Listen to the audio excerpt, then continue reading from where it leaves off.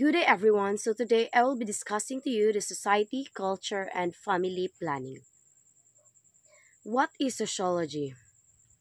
So, sociology is the systematic study of human societies, particularly modern industrialized system by Machionis 2004. At the heart of sociology as a distinctive point of view known as the sociological perspective. The perspective incorporates the use of scientific principles and procedures in the study of patterns of social behavior and on how group individuals and vice versa. So, sociology, as defined by Machionis 2004, is the systematic study of human societies, particularly those that are modern and industrialized. At its core, sociology seeks to understand how people interact, how societies are structured, and how various social forces shape human behavior. One of the most important concepts in sociology is the sociological perspectives.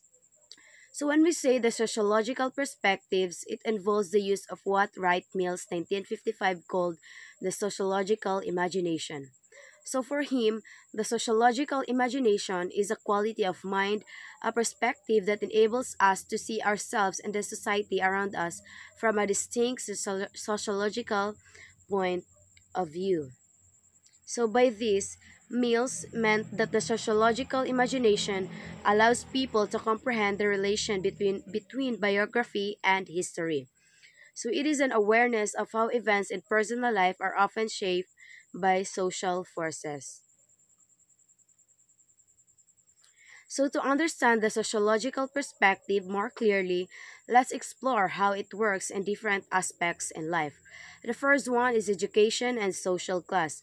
A student from a wealthy family may have access to private tutoring, high quality schools, and extracurricular activities that enhance learning. Meanwhile, a student from a low income background may struggle with limited resources and may even need to work part time to support their family. So if we view this from an individual perspective, we might say the second student just needs to work harder. However, the sociological perspective examines the system factors at play, how economic status affects educational opportunities, and how social institutions like schools may reinforce social inequalities. Next is gender and social expectations. So, in many societies, men and women are expected to behave in specific ways based on traditional gender roles. For example, women are often expected to be nurturing and focus on family life, while men are expected to be strong and career oriented. So, if we look this issue individually, we might assume that men and women simply choose the roles based on preference. However, the sociological perspective asks, what societal norms, cultural expectations, and historical influences shape these roles? So it investigates how media, religion, and tradition reinforce gender expectations and how they can evolve over time. The third one is social media and group influence. So in today's digital age, people are influenced by the trends, opinions, and behaviors they see on social media. For instance, a viral challenges, beauty standards, and even political views are shaped by what individuals consume online. So an individual perspective might say, people follow trends because they like them. However, the sociological perspective looks at the group dynamics involved, how peer pressure, social validations like shares and likes, and the need for social belonging drive online behavior. The fourth one is crime and deviance. When someone commits a crime, an individual perspective might simply label them as a bad person. However, the sociological perspective asks what social factors contributed to this behavior. For example, poverty, lack of education, exposure to violence, or broken family structures may all play a role in why a person engages in criminal activity. So, the importance of the sociological perspective by using the sociological perspective, we move beyond simply personal explanations and consider broader social influences that shape human behavior. So these perspectives encourages critical thinking, helping individuals question social norms, challenge inequalities, and seek solutions to societal problems. So it also allows us to better understand our own experiences in relation to the larger society, helping us make informed decisions about social issues. So, the early sociologists. The first one is Augusto Comte, 1798-1857. So, he is the father of sociology, coined the term sociology, which is socius, partner, logos, as study, and developing the philosophy of positivism, which emphasizes which emphasizes scientific observation and empirical evidence. So Auguste Comte was a French philosopher and is considered the father of sociology. He coined the term sociology by combining the Latin word socius, meaning companion or society, and the Greek word logos, meaning study or science. So Comte believed that society should be studied scientifically to understand its laws and improve social conditions. So his contributions is positivism. Kant argued that knowledge should be based on observable scientific evidence rather than speculations or religions. So he believed that society should be studied using empirical research and scientific methods. So there are law of stages. He proposed that societies progress through three stages. The theological stage. Society explains events through religion and supernatural beliefs. Next is the metaphysical stage. Society explains things using philosophy and abstract reasoning. The third one is scientific positive stage. Society is guided by scientific thinking and rational analysis. So social static and social dynamics Kant divided sociological into two areas. Social statics, the study of social stability and order, and the social dynamics, the study of social change and progress. So the impact Kant's work influenced later sociologists to apply scientific methods in applying and studying human society, making sociology a recognized academic discipline. Karl Marx, 1818-1883, theorized that history is driven by class struggle, a conflict between the bourgeoisie owners of the means of production and the proletariat working class. So Karl Marx was a German philosopher, economist, and political theorist. His work focused on class struggle, economic systems, and social inequalities. He believed that economic forces shape societies and that conflict between classes drives historical change. So his contributions, the class conflict struggle. Marx argued that history is shaped by conflicts between the bourgeoisie's owners of production and proletariat working class. Historical materialism. He believed that society evolves based on changes in the economic system such as feudalism, capitalism, and eventually socialism. So, alienation. He explained how co-workers in a capitalist system become alienated from their labor, meaning they feel disconnected from the products they create because they don't control the production process. Communism.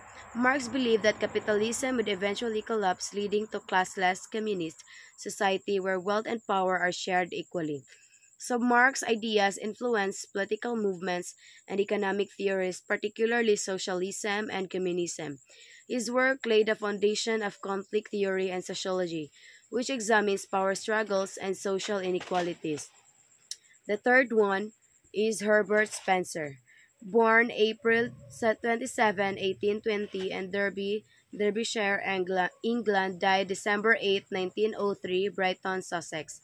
He was an English sociologist and philosopher, an early advocate of the theory of evolution, who achieved an influential synthesis of knowledge advocating the prominence of the individual over society and science. So Herbert Spencer was a British sociologist and philosopher. He applied Charles Darwin's theory of evolution to human societies, leading to concepts of social Darwinism. So his contribution is the social evolution. Spencer believed that societies evolved from simple to complex, much like biological organisms, societal of the fittest. He popularized this phrase, arguing that societies that adapt and progress will survive, while those that fail to change will decline. laissez-faire approach. He opposed government intervention in social and economic matters, believing that society should develop naturally without external control. Next is organic analogy. He compared society to a living organism where different parts such as government, economy, and education functions together like organs in a body. So Spencer's ideas influence functionalism, a sociologist's perspectives that view society as a system where all parts work together to maintain stability. However, Darwinism was later criticized for justifying inequality and social hierarchies. Next is Emil Durkheim, 1858 and 1917. A founding father of sociology, explored the role of social forces and collective consciousness in maintaining a social integration and solidarity, arguing that social exerts a powerful that influence an individual through shared norms, beliefs, and values. So Emile Durkheim was a French sociologist and is considered one of the founders of modern sociology. He focused on how societies maintain order and stability. His contribution, social integration. Durkheim studied how people are connected to society and how a lack of integration can lead to social problem. Next is suicide study. He conducted one of the first scientific sociological studies on suicide and found that social factors such as religion, marriage, and employment influence suicide rates. He identified different types of suicide, including egoistic suicide due to weak social ties and anomic suicide due to sudden social change. Next is functionalism. He argued that society is like a system where all parts work together to maintain stability. Division of labor. He examined how work specialization in modern society strengthens social bonds but can also create anomie, a sense of normlessness or lack of purpose. Impact. Durkheim's work helped establish sociology as an academic discipline and influenced the development of functionalism, which focuses on social stability and order. Next is Max Weber, 1864 to 1920. A German sociologist, is considered the father of the modern bureaucratic model, describing it as a highly structured, formalized, and personal organization characterized by a defined hierarchy and clear rules and specialization of labor. Max Weber was a German sociologist, economist, and political thinker. He focused on how ideas, values, and beliefs influence society. Unlike Marx, who emphasized economic forces, Weber studied how culture, religion, and authority shape social life. His contribution, bureaucracy. Weber analyzed how modern organization function and introduced the concept of bureaucracy, a system called on rules, hierarchy, and efficiency. Next is understanding. He believed that sociology should understand individuals' action from their own perspectives rather than just relying on statistics. The Protestants' ethic and the spirit of capitalism. Weber argued that Protestants' values such as hard work and frugality contributed to the rise of capitalism in Europe. Types of authority. He identified three types of authority. The first one is traditional authority, which is power based on customs like kings. Next is charismatic authority. It is based on power on personal qualities like revolutionary leaders. The third one is rational legal authority, power based on laws and rules like modern governments. So Weber's work influenced sociological methods such as bureaucracy and symbolic interactionism, which focuses on understanding people's behaviors through shared meanings. What is culture? The classic definition of culture is provided by Edward Tylor, who described it as that complex whole which includes knowledge, belief, art, law, costume, and any other capabilities and habits acquired by a man, a member of society, who is Kotak 2011. Culture is a fundamental concept in sociology and anthropology that shapes human behavior, interactions, and society as a whole. Edward Tylor, 1871, provided one of the earliest and most comprehensive definitions of culture, describing it as that complex whole which includes knowledge, belief, art, law, costume, and any other capabilities and habits acquired by man as a member of society. So this definition highlights that culture is learned, shared, and passed down from generation to generation. Culture is not inherited biologically, but is transmitted through socialization and enculturization. So, what is enculturization? Enculturization is the process by which individuals learn their culture from birth. It involves acquiring language, costumes, traditions, beliefs, values, and behaviors appropriate to one society. This process starts in childhood and continues throughout life. So, how enculturization happens? Through family. Parents teach children how to speak, behave, and follow tradition. Next is through education. Schools transmit knowledge, societal norms, and ethical values. Next is through religion. Religious institution instill spiritual beliefs and moral conduct. Third is through media and technology. Television, books, and social media shape cultural views and knowledge. And through direct experiences. Personal interactions and daily life activities reinforce cultural learning. So, enculturation ensures that people adapt to their social environment and become functioning members of society. So, there are two major aspects of culture. Culture can be divided into two main components. The first one is material culture.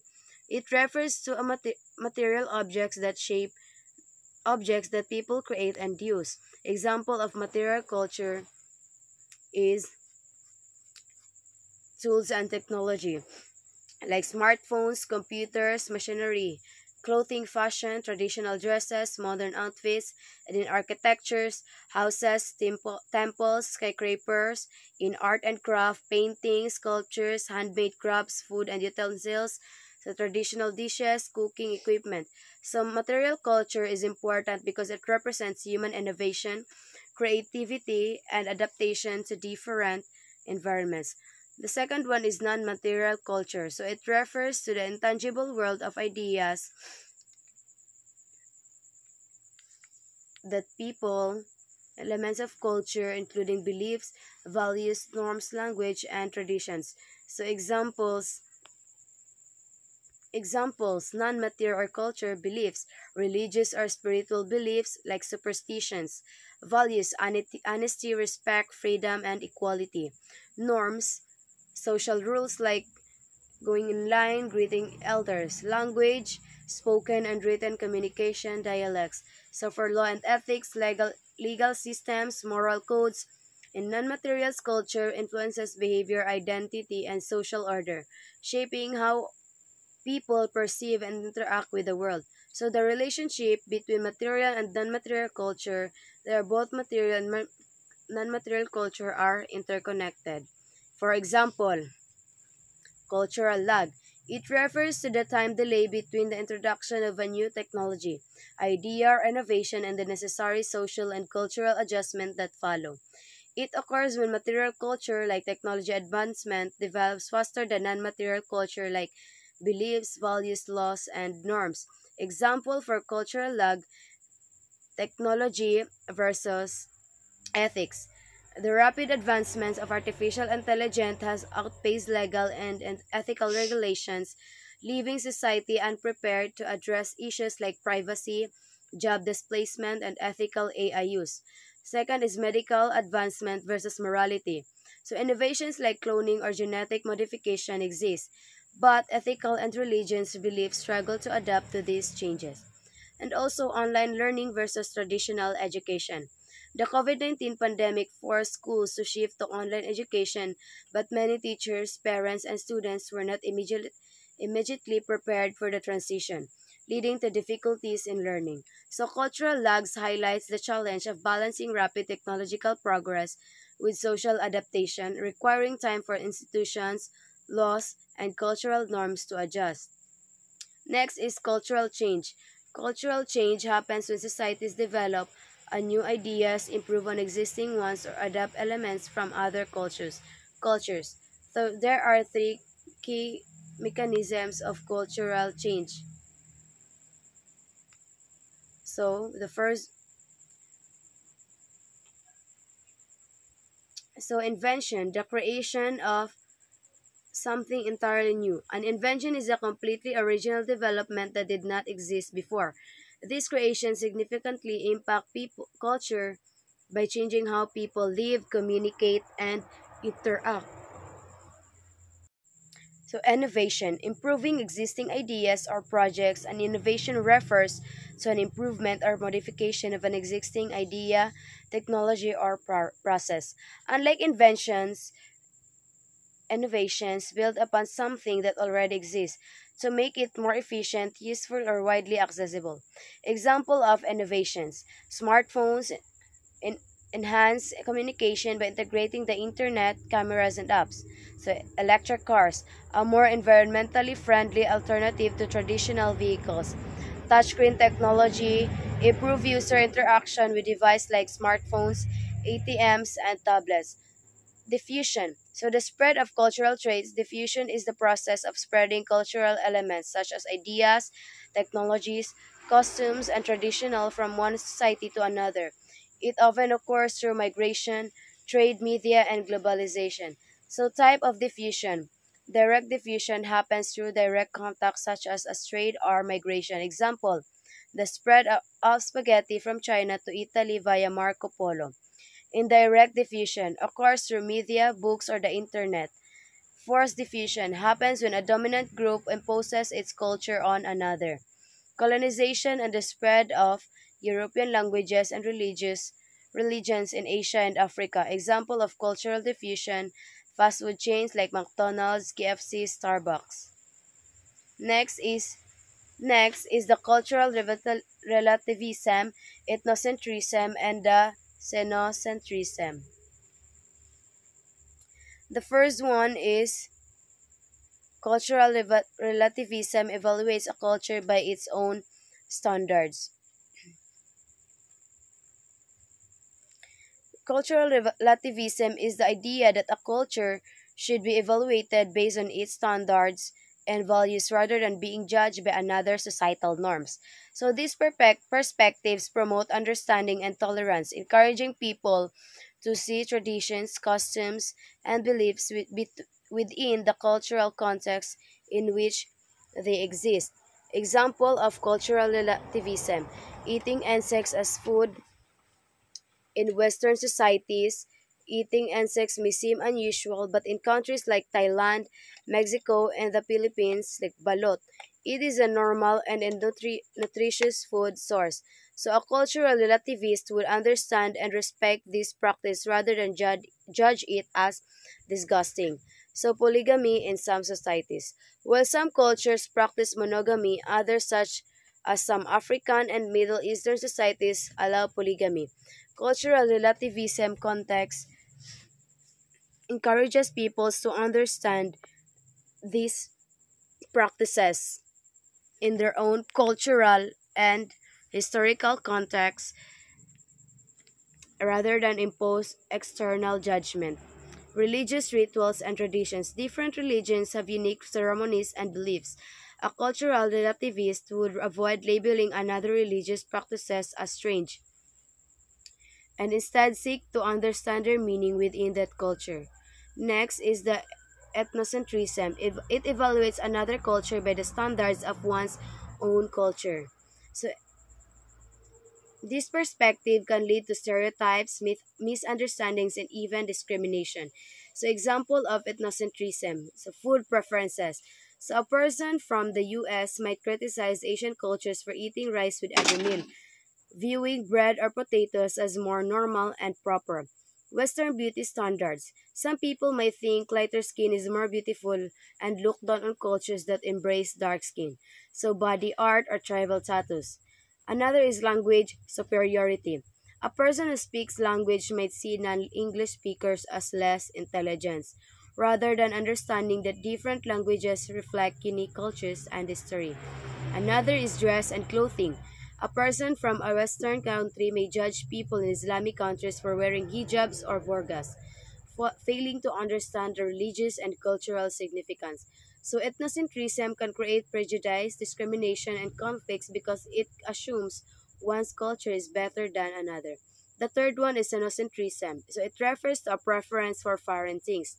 Example of xenocentrism: preference for foreign products. Some people believe that imported products, American or Korean brands, are better than logically made goods. Even when local products are of the same quality, admiring foreign lifestyles, a person might believe that living in the US or Europe is always better than living in their own country, without recognizing the positive aspects of their homeland. Another is disregarding local cuisine. Some people may think Western fast food like McDonald's or Pizza Hut is better than their own country's traditional dishes. Another is embracing foreign beauty standards. People who undergo plastic surgery to look more Western because they think Western features are more attractive. So xenocentrism can lead to a loss of cultural identity and pride, making people undervalue their own heritage and tradition. Another is Filipino society and culture. So, development of Filipino culture.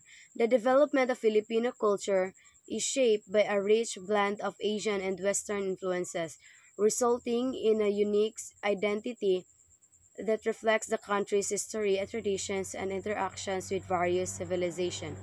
The first one is Asian influences on Filipino culture. As part of Southeast Asia, the Philippines share deep cultural ties with its neighboring countries. Early Filipino societies were influenced by Chinese, Indian, Malay, and Islamic traditions, which shaped various aspects of life, including language, cuisine, social structures, and language and religious beliefs. So, trade and commerce. Before Spanish colonization, the Philippines engaged in extensive trade with China, India, and Arab merchants. This interaction introduced Chinese food like pancit, lumpia. So, the use of porcelain and even business practices that remain today. Next is Western influences on Filipino culture. Filipino culture, the arrival of Spanish, American, and Japanese colonizers introduced significant Western elements into Filipino society. While these influences brought about changes in the governance, education, and religion, Filipinos adapted them into their own culture. So, Spanish influence since 1521 to 1898, the Spanish colonization brought Catholicism, which remains the dominant religion in the country today. The Spaniards also introduced fiestas, Baroque-style churches, surnames, and the Spanish language, which influences Filipino dialects. Sa American influenced 1898-1946 under American rule, the Philippines adopted democracy, public education, English as a medium of instruction, and Western-style government institutions. Filipinos embraced Hollywood movies, sports like basketball, and American fast food chains, which remain popular today. Another is Japanese influence. 1941 to 1945. The Japanese occupation during World War II introduced the discipline, martial arts, and some culinary influences such as the popular ramen and tempura dishes in Filipino cuisine. So, basic elements of Filipino society and culture. The kinship group is the foundation of Filipino social structure. It is a system of relationships based on blood ties, consanguinity, and marriage affinity, shaping Filipino interactions and social responsibilities. So, in Filipino cultures, extended families are common with multiple generations living under one roof or maintaining close relationship. Grandparents, aunts, uncles, and cousins play significant roles in family life, often helping with different rearing and financial support and decision making. So the concept of compadre or godparenthood further expand kinship networks, strengthening social bonds beyond immediate family members. So Filipinos highly value pakikisama or smooth interpersonal relationship and utang na loob or depth of gratitude within kinship groups. So ensuring mutual support and assistance in times of need. So close family ties influence many aspects of Filipino society from choosing careers to marriage and social obligations. Next is Filipino view of the world or from Panopio and Rolda 1992. Filipinos have a spiritual and dualistic worldwide, believing that the universe is divided into two realms, the upper world and the lower world. So the upper world considered the dwelling place of gods, angels, and benevolent spirits. These realms represent the divine and sacred forces that influence human life. Many Filipinos believe in divine intervention, praying to God or saints for guidance, protections, and blessings. In the lower world, this is the realm of humans, nature, and the environmental spirits. Filipinos recognize the presence of anitos, ancestral spirits, diwatas, fairies or deities, and encantos, mystical beings, who are believed to interact with the human world. Many indigenous communities still perform rituals and offerings to appease these spirits and maintain harmony with nature. So these perspectives reflects the deep spiritual and religious nature of Filipino society, blending Christian beliefs with indigenous traditions. Many Filipinos remain superstitious, following folk beliefs about good fortune, bad omens, and supernatural beings, which influences daily practices and tradition. Next is other characteristics of Filipino culture.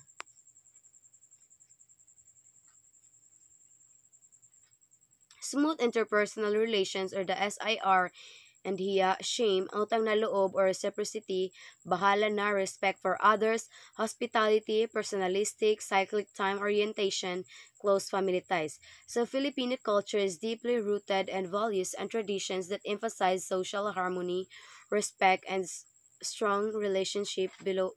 So below are some key characteristics. So smooth interpersonal relations or SIR. Filipinos highly value maintaining harmonious relationship in social interaction. So this is achieved through pakikisama, getting along with others.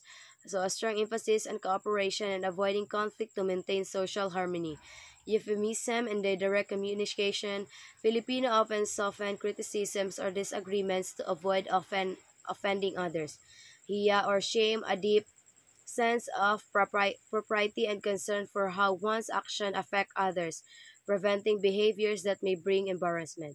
Second one is utang na loob or the reciprocity or debt of gratitude. So this refers to a deep sense of obligation to repay kindness or help received from others. Filipinos value these concepts in personal relationships, work settings, and even politics. So a person who received help is expected to return the favor when needed, creating a cycle of mutual support. The third one is bahala na or resilience and risk taking. The bahala na attitude, loosely translated as come what may, reflects a mix of optimism, fatalism, and courage in facing challenges. While it can encourage risk taking and resilience, it can also lead to complacency, where individuals leave things to fate instead of careful planning. The fourth one is respect for elders. So Filipinos show the deep reverence for elders seen in the use of po and opo when speaking to elders. The mano po gesture where younger individuals take an elder's hand and press it to their forehead as a sign of respect. So seeking guidance from parents, grandparents, and other relatives in major life decisions. Hospitality. Filipinos are known worldwide for their warmth and generosity toward guests. So this is seen in offering food and accommodations to visitors even if it means sacrificing personal resources. So festivals and celebrations that become both locals and tourists with open arms. So a welcoming attitude toward foreigners, treating them as part of the family or community. Next is the personalistic and cyclic time orientation. So Filipinos tend to have a personalistic approach to life, focusing on relationship rather than rigid schedules. So they also follow a cyclic time orientation, meaning they see time as flexible and recurring rather than linear and strict. So this can be seen in the concept of family time where events often start later than scheduled. So placing relationship over deadlines, sometimes prioritizing personal matters or over strictly punctuality. Next is the close family ties. Filipinos families Filipino families are strongly bonded, often extending beyond the nuclear unit to include grandparents, aunts, uncles, and cousins. So these ties are evident in multi-generational household where family members live together or stay closely connected. So children supported their parents financially even after they have their own families. Family gatherings and reunions, which are frequent and highly valued. Next is, what do you mean by society? So society refers to a group of individuals who interact with one another and share a common culture, values, norms, and institutions. So it is the foundation of human relationship, shaping how people live, work, communicate, and develop over time. So, key characteristics of society. The first one is interdependence. Members of a society depend on one another for survival, socialization, and progress. So, for example, in Filipino barangay or community, people rely on farmers for food, teachers for education, and leaders for governance. The second one is common culture. A society is defined by shared beliefs, traditions, language, and practices. For instance, Filipino societies values bayanihan like community spirit, respectful elders, and hospitality, cultural traits that shape social interaction. The third one is social structure. Societies are organized into different roles and institutions such as families, schools, governments, and religious organizations. So these structures help maintain order and guide people's behavior. Next is interaction and communication. Society exists through continuous social interaction between its members, whether through face to face conversations, social media, or community gatherings. A community is essential for social bonding and progress. Lastly, the change and development. Change and development. Societies evolve due to technological advancements, cultural diffusion, and social movements. So, for example, the distribution of social or digital technology has transformed Filipino society in making communication and business more efficient. Next is social structures. Social structures refers to the organized patterns or relationships, roles, and institutions that shape human interaction within a society. It provides stability, order, and predictability in how individuals interact and function. So, one of the fundamental elements of social structure is status, which defines a person's position within a society. So, status, social position of an individual. Status refers to an individual's rank or position in a social system. It determines how people relate to one another and influences their responsibilities, privileges, and expectations in society. Every individual holds multiple statuses, such as being a student, sibling, employee, friend, or citizen. One one type of status is the ascribed status, which is the social position assigned to the individual. So, a social position assigned to the individual inherits at birth or receives involuntary based on factors beyond their control. So, these statuses are typically based on race, ethnicity, gender, family background, or social class. Examples of ascribed status. So, birth status.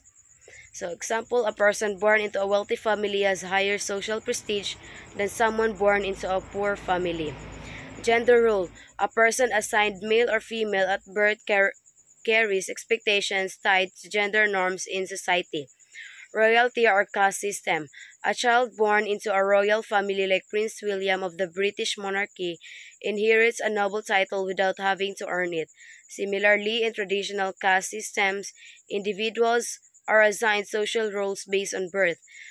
Next is the ascribed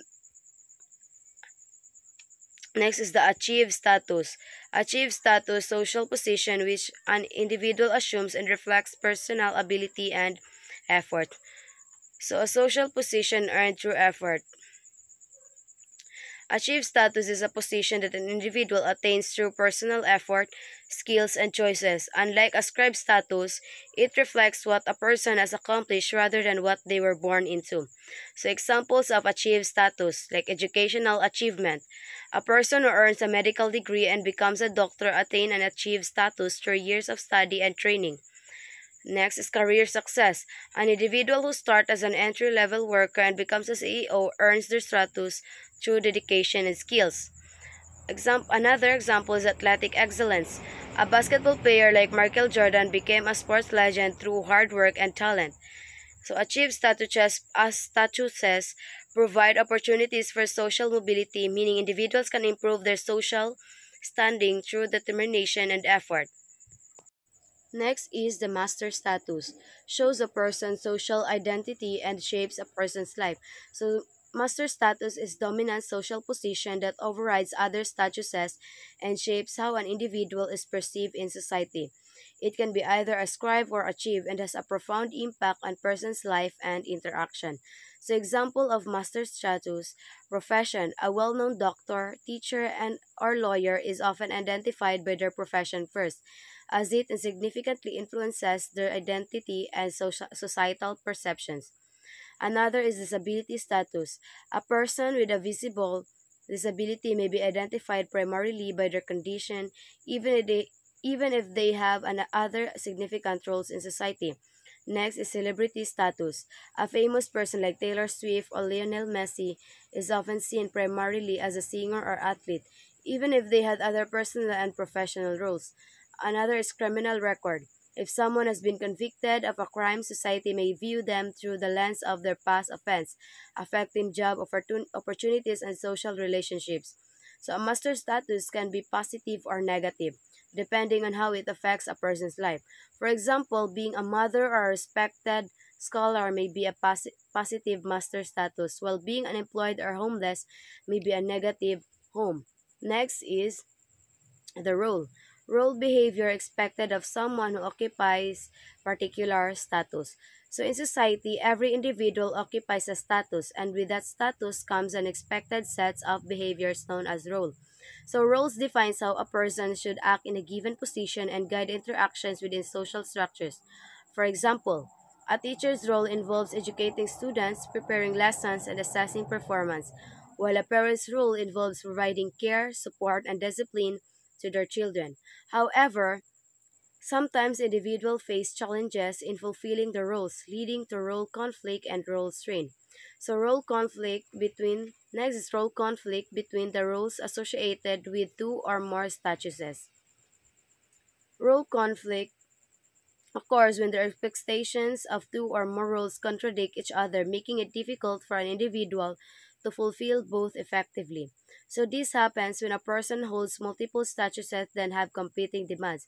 So example of role conflict, a student-employee conflict, parent-worker conflict, police officer-friend conflict, and many more. Next is role strain. Role strain tension between roles associated with a single status.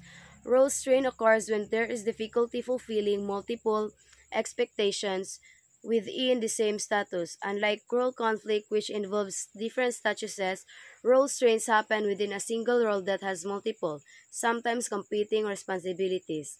Examples of role strain: teacher's role strain, doctor's role strain, and students' role strains. So, in managing role conflict and role strains, to cope with the role challenges, individuals often use strategies such as prioritization, compartmentalization, and seeking support. So, institutions cluster of norms which perform certain social functions. Institutions are not just buildings like schools, churches, or hospitals. They are systems of norms and values that shape the way people interact in different aspects of life. So, in sociology, an institution refers to a stable and organized system of social norms, roles, and structures that govern human behavior and help fulfill important social needs. So, institutions provide guidance, stability, and predictability in society, ensuring that individuals can function effectively within a structured environment. So there are characteristics of social norms, structured and organized. Institutions have a set structures that defines how they operate, like schools have a hierarchy, principals, teachers, and students. Next characteristics is guide behavior. They establish norms that people follow in specific situations like marriage norms and families. The third one is serve social functions. They fulfill essential needs such as education, law enforcement, and religious practices. The fourth one is enduring and adaptive. While institutions are long lasting, they evolve over time to adapt to societal changes. So, types of social institutions. So, the first one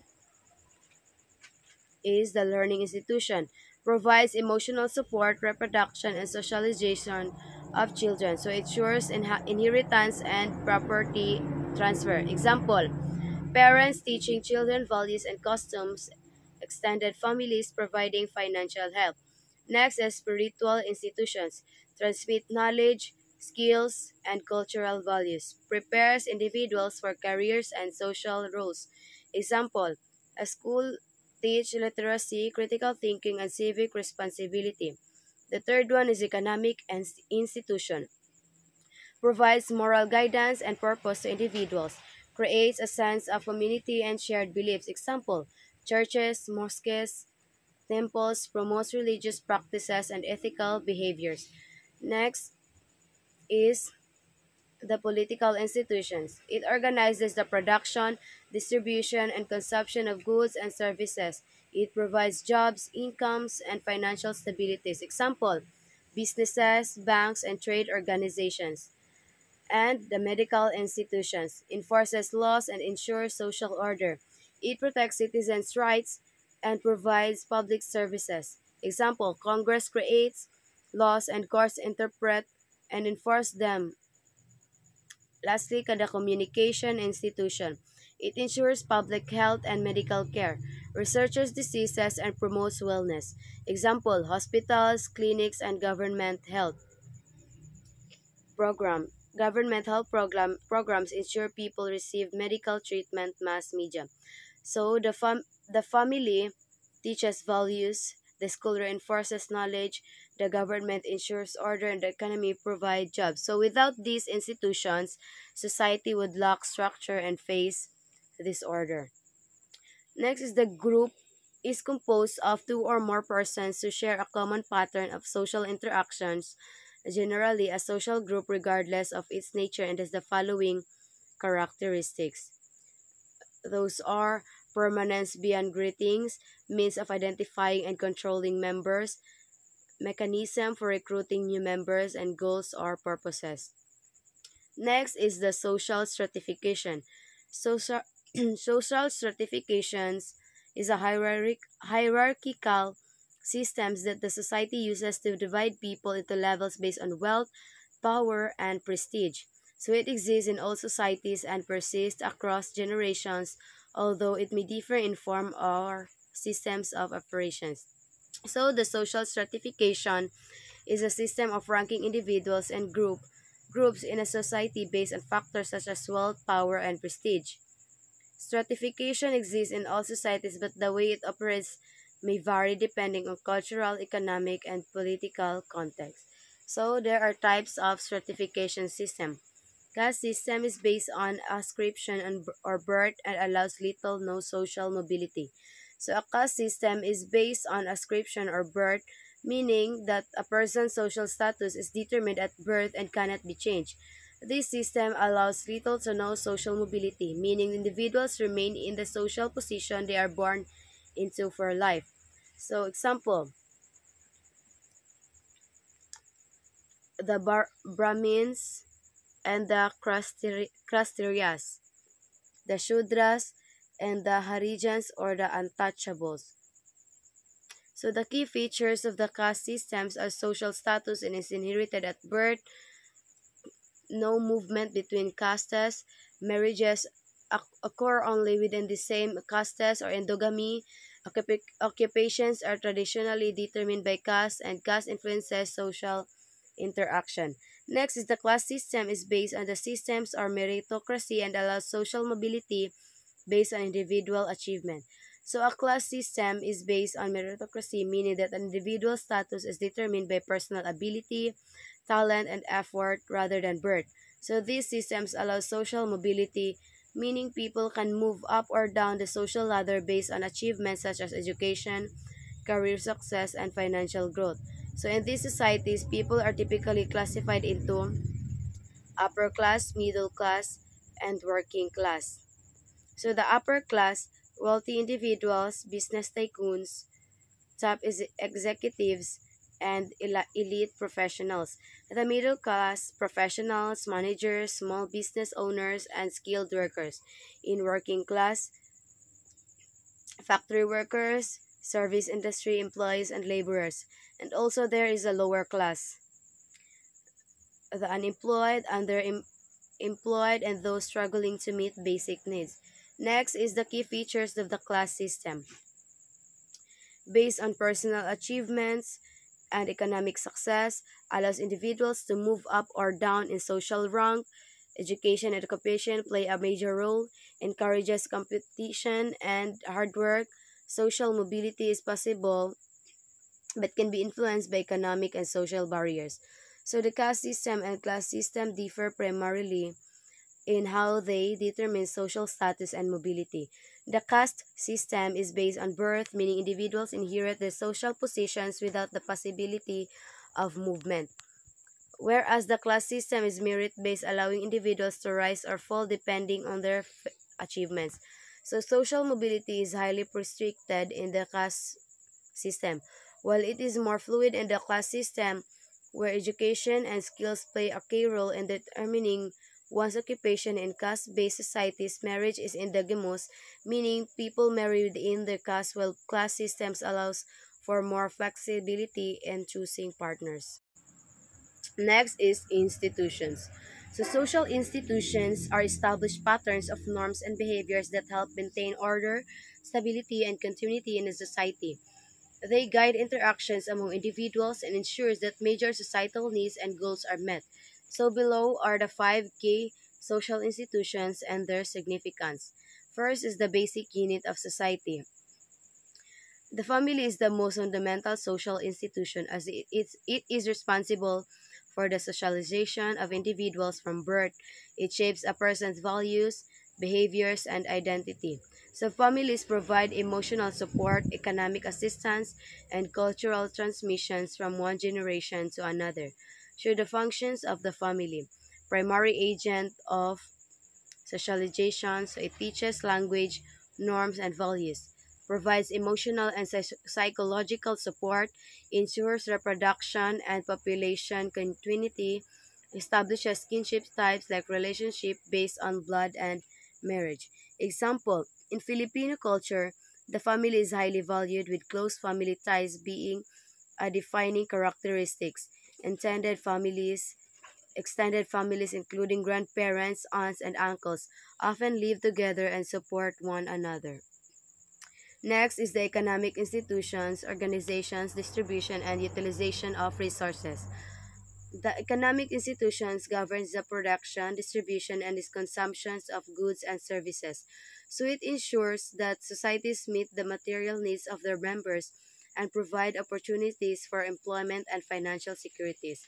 So the functions of economic institutions regulates trades, commerce, and industries. It provides employment and financial security, distributes resources and wealth, encourages innovation and technology. Example, the Philippine economy operates under a mixed economy where both the government and private businesses plays a role. Industries such as agriculture, tourism, and business process outsourcings or BPO contribute significantly to economic growth. Next is the political institutions, allocations, and use of power. The political institution is responsible for the governance and regulations of society. It ensures social order, enforces laws, and protects citizens' rights. So these institutions include governments, political parties, and the legal parties. The functions of political institutions. It creates and enforces laws to maintain order, distributes power and authority, protects individual rights and freedoms, provides public services such as healthcare. Example, the Philippine government follow a democratic system where leaders are elected by the people. The three branches of government, executive, legislative, and judicial, work together to maintain checks and balances in governance. The fourth one is religious institutions, beliefs and practices related to sacred things.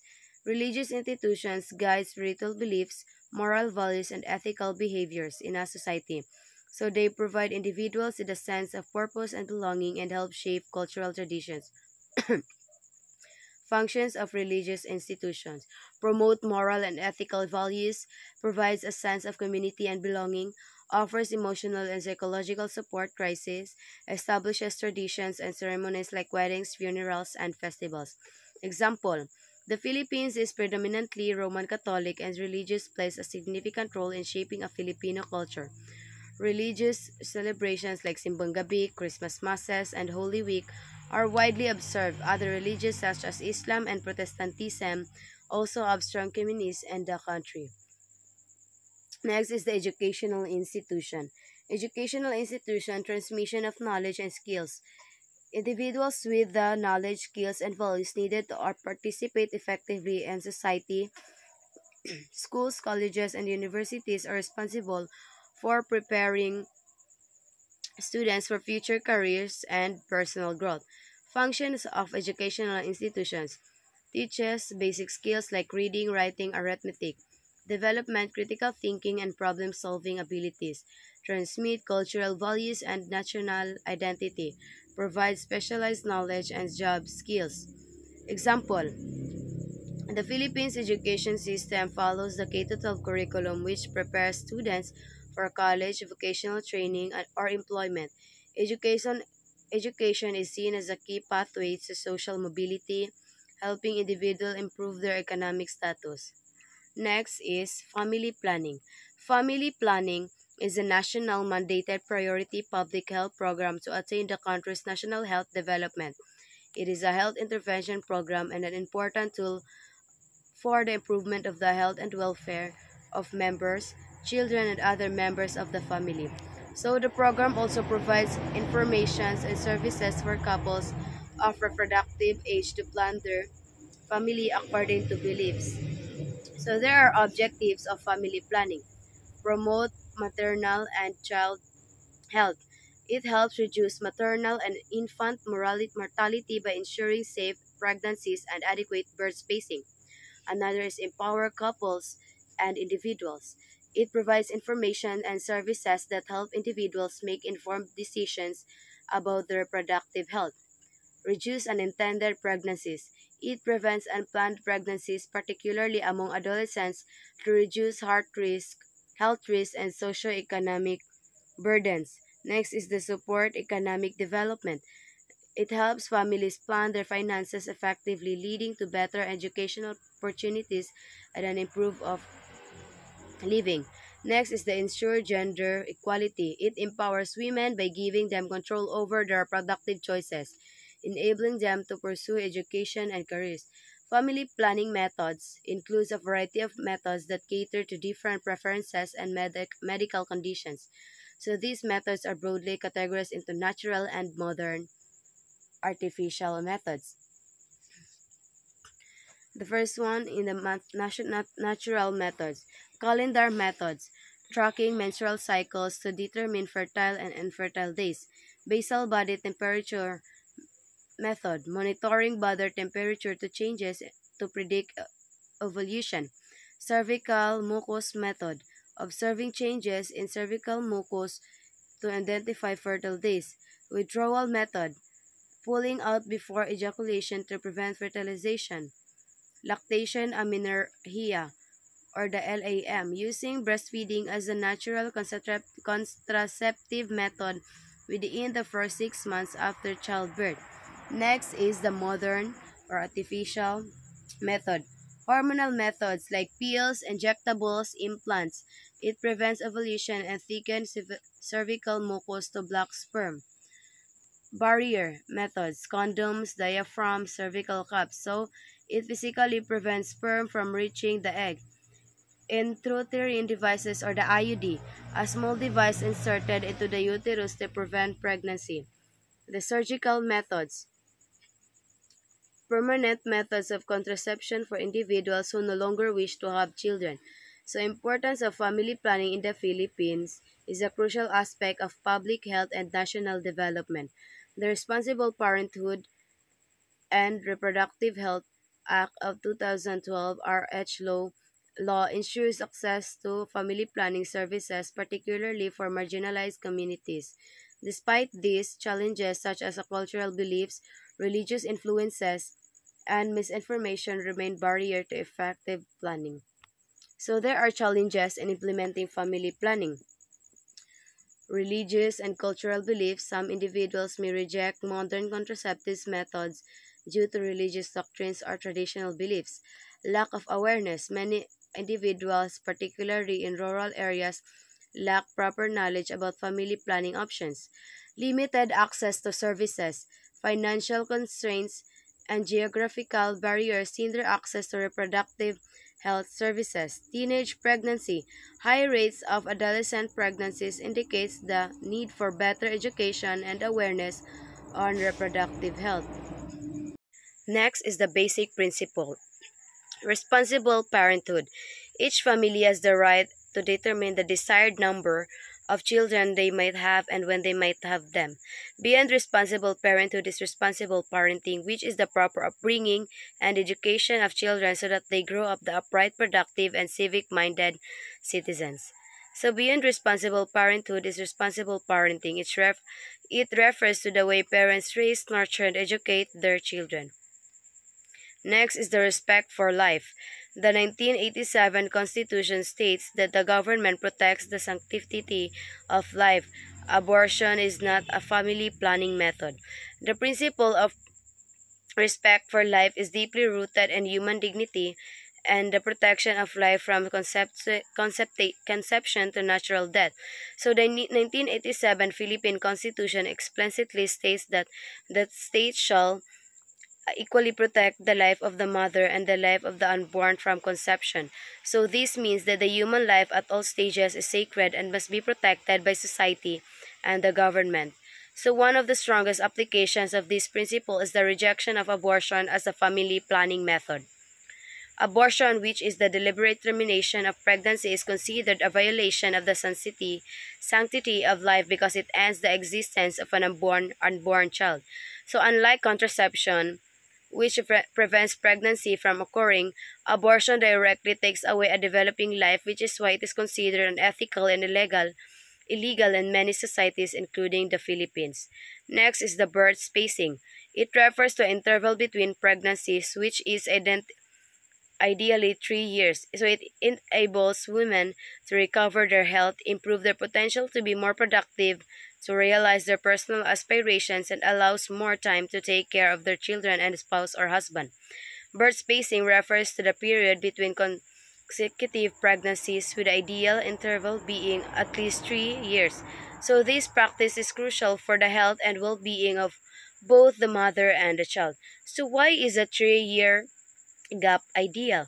So maternal health recovery, pregnancy, and childbirth are physically taxing. A woman's body needs time to replenish essential nutrients like iron, folic acid, and calcium, so which are significantly depleted during pregnancy and breastfeeding. Last is the informed choice upholds and ensures the right of couples to determine the number and spacing of their children according to their life aspirations, and reminds couples that planning the size of their families has a direct bearing on the quality of their children's and their own lives. So informed choices. Informed choices refers to the right of couples to decide on the number and spacing of their children based on their personal goals, values, and circumstances. So this concept emphasizes that family planning is not just a personal decision but one that significantly impacts the quality of life for both parents and children. Next is the Republic Act 10534, the Responsible Parenthood and Republic Health Act of 2012. The Republic Act 10354, also known as the Responsible Parenthood and Reproductive Health or the RPRH Act of 2012, aims to provide universal access to quality reproductive health care services, methods, devices, supplies, and comprehensive education. It seeks to ensure that every Filipino, regardless of social status, has the right to reproductive health information and services to make informed decisions about their health and family planning. So this legislation promotes responsible parenthood, maternal and child health, gender equality, and sustainable human development, aligning with global standards for reproductive rights and public health. So key principle, freedom of choice. It respects for protections and fulfillment of reproductive health and rights. It upholds the fundamental rights of individuals and couples to decide freely and responsibly on the number and spacing of the children. So right to a non-fraudulent information on reproductive health. Individuals must receive accurate science-based and non-misleading information regardless reproductive health, including the benefits and limitations of family planning methods. Next is the abortion is illegal and punishable by law. The law maintains that abortion remains a criminal act in the Philippines. However, it recognizes that post-abortion care should be available to women who suffer complications from unsafe abortions to prevent further harm or death. Next is the partnership as RDL for an enhanced provision of necessary reproductive health services. The law emphasizes the collaboration of the government, private sector, and civil society in delivering comprehensive reproductive health services. Next is the multifaceted sustainable development process. It is linked to poverty reduction, gender equality, education, and economic growth, ensuring so reproductive health services helps create a healthier, more reproductive population, contributing to the country's long-term development. Next is the relevant sections of law.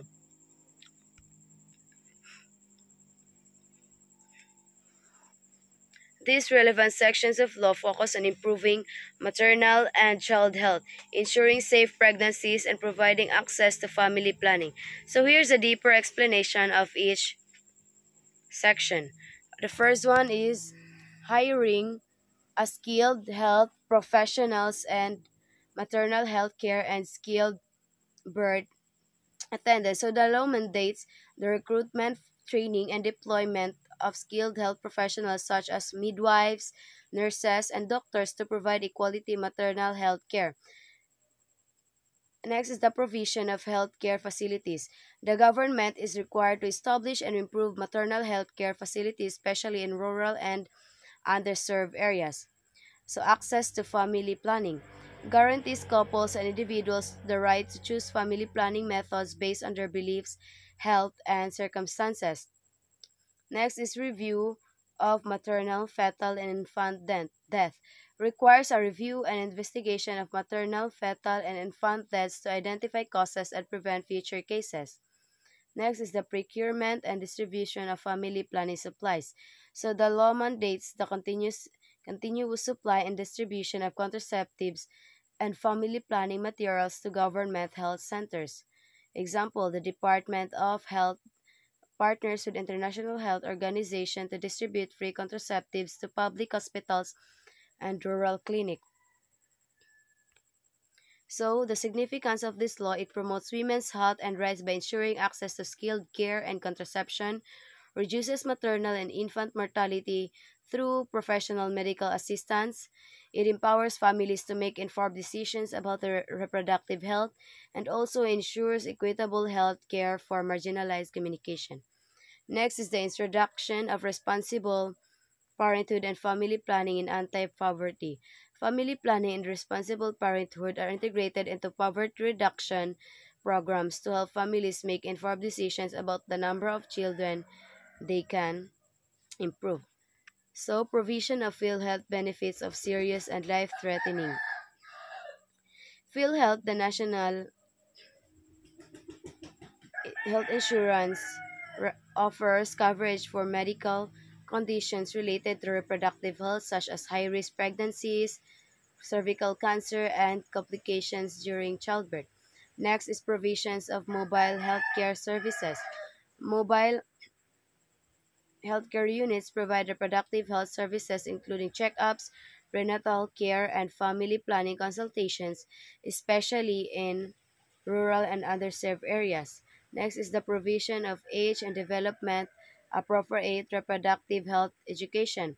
Sexual and reproductive health education is provided to individuals based on their age and level of understanding. Next is the mandatory presentation of certificate of compliance. Couples who wish to marry are required to attend pre-marital counseling and family planning seminars ensuring they understand the responsibilities of marriage and parenthood. Next is the capacity of building of barangay health workers. So it receives training and capacity building programs to enhance their knowledge and skills and providing reproductive health services, including family planning, counseling, maternal care, and reproductive health education in their communities. Next is the provision of pro bono services for indigent women. Healthcare professionals are required to provide free reproductive health services to indigent women who cannot afford medical consultations or contraceptives. Next is the provision of sexual and reproductive health.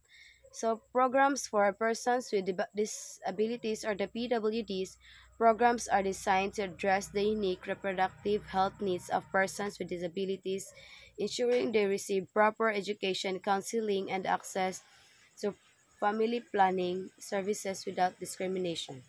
So, thank you for listening, everyone. So, my topic is all about society, culture, and family planning.